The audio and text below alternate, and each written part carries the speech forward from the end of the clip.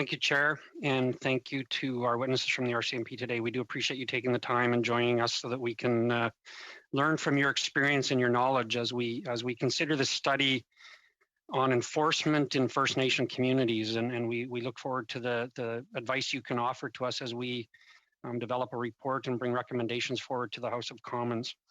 I'm going to focus my questions on Staff Sergeant Howe this morning, just because we have some history and a relationship. And Staff Sergeant Howe, I think you have a unique opportunity to offer advice to us. If I'm not mistaken, and please correct me if I'm wrong, you grew up in a northern community that had many First Nations kind of surrounding where you grew up, and your entire time in the force has been serving in northern Saskatchewan communities where you have shared borders with a town and First Nations, a village and First Nations, and now I think the detachment you command now serves a small city, a rural municipality, a couple of First Nations, and a Métis community as well. So my question for you is, with that unique experience, what lessons could you share with the members of this committee on the things you have learned in successful enforcement in First Nations communities with that kind of perspective of neighboring relationships and communities? Yeah, thank you for the question. Good morning, Mr. Chair, and good morning, everybody. That's correct. I grew up in Saskatchewan, northern Saskatchewan, and been fortunate enough to be posted here my entire service. Many of the communities I've worked in have First Nations communities literally separated by a hedgerow from non-First Nations communities. One thing I've learned dealing with the leadership on those First Nations communities is they feel that inequity, that they aren't in control of some of the laws and requesting the enforcement that the non-First Nation community is able to enact under their own bylaws.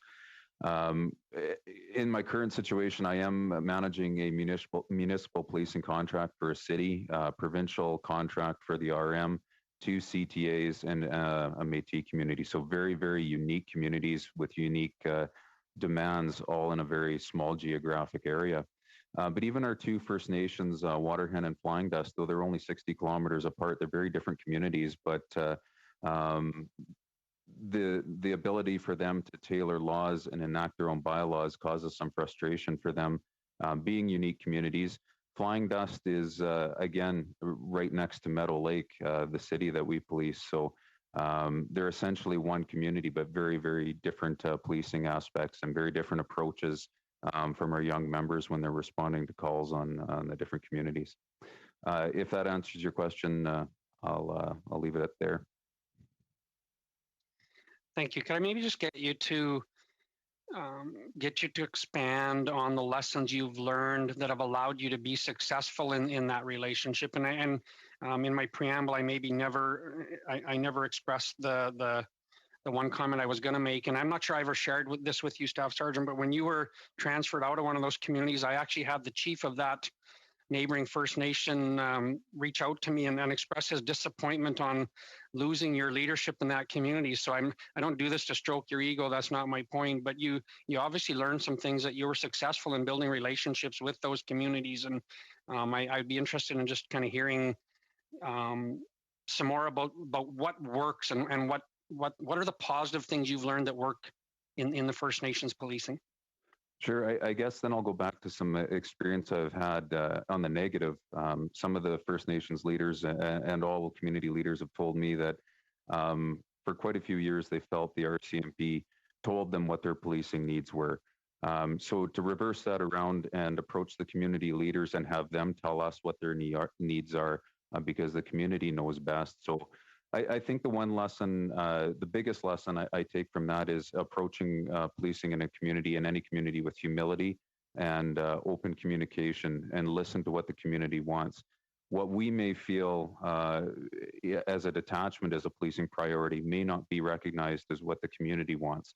So unless there's that communication, we're not understanding, and then there's a complete disconnect. So as hard as the RCMP may be working to achieve goals that they feel are important for the community, they may be missing the mark on what the community wants. So humility and communication were the 2 lessons I've taken away from all the communities I've worked in.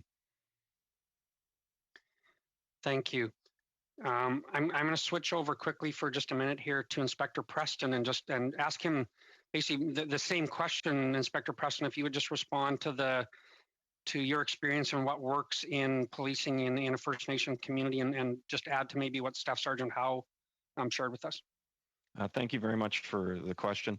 Not to copy Staff Sergeant Howe, but I too find the best way to make a positive difference in any of the First Nation communities that I've worked in, which have been many, is to have open, honest communication with the officials and the public at large, listening to what they want, what they need, and then working with them to try and accomplish that. Because a lot of the aspects of policing become legal and are hard to understand. So if you work together so that everyone has a common understanding of what needs to happen in order to get to the desired goal, is the best way moving forward.